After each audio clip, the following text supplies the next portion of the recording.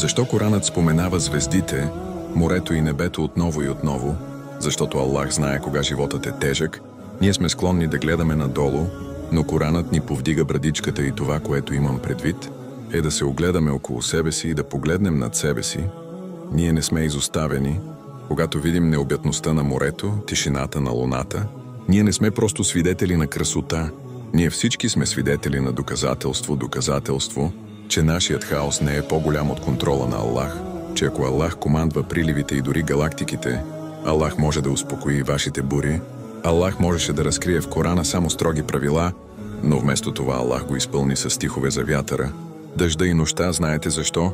Защото Коранът не само регулира действията ни, той съживява душата ни, той ни учи да чувстваме отново, стих след стих, който ни напомня, че той е този, който е разпрострял земята и който е направил нощта за почивка, не само за да ни образова, но и за да ни успокои. Същият, който е проектирал звездите, също така е проектирал пътя на живота ви. Следващия път, когато се почувствате изгубени, просто погледнете нагоре. Това небе, в което се взираш, Коранът говори за него преди 1400 години, защото Аллах знаеше, че ще се нуждаеш от напомняне, че Той е горе, Той е наясно и винаги е с теб, по-близо от твоята югуларна вена. В сура Ал-Рахман Аллах повтаря този ред не веднъж, не 5 пъти, а 31 пъти, коя от благодатите на твоя Господ ще отречеш. Това не е поетичен ритъм или повторение.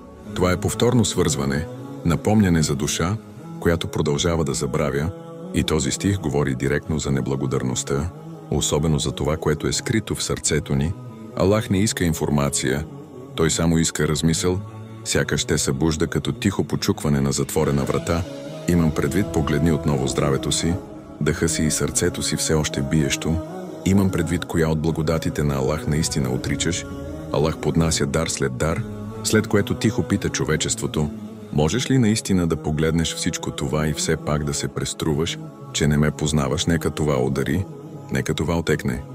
Нека то смекчи частите на сърцето ти, които обикновено забравяха. Аллах не рецитира стих, той шепне на душата ти.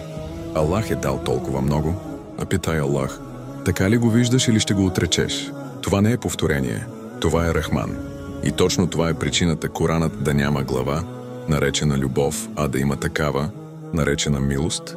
Аллах нарича цяла глава Ар-Рахман най-милостивият, защото в исляма любовта на Аллах не е просто чувство, а милост в действие. Любовта е лесна за отстояване и може да бъде мимолетна или дори манипулирана. Но Рахман или милостта е божествена форма на любов. Тя е от вида, който дава дори когато е незаслужен и остава дори когато е отблъснат. Ето защо Аллах не е казал: аз съм най-любящият. Аллах е казал, че моята милост обхваща всички неща.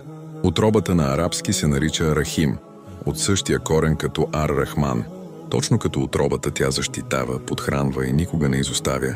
Милостта на Аллах те обгръща, дори когато не я чувстваш, дори когато съгрешаваме, дори когато си мислиш, че си отишъл твърде далеч. Милостта на Аллах никога не спира да тече, защото любовта му не е емоционална, тя е вечна. Ако любовта на Аллах беше като човешката любов, тя само щеше да идва и да си отива, но милостта остава.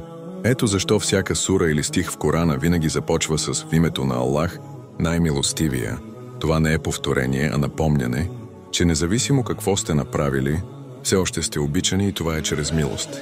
Ние не гледаме човешката обич, а божествената милост, и това е най-съвършената форма на любов. Любовта, която прощава, съживява и чака за връщането ви винаги, дори без значение колко далеч сте се отклонили. И за това се нарича Ар-Рахман, не просто име, а обещание. Асаламу алейкум.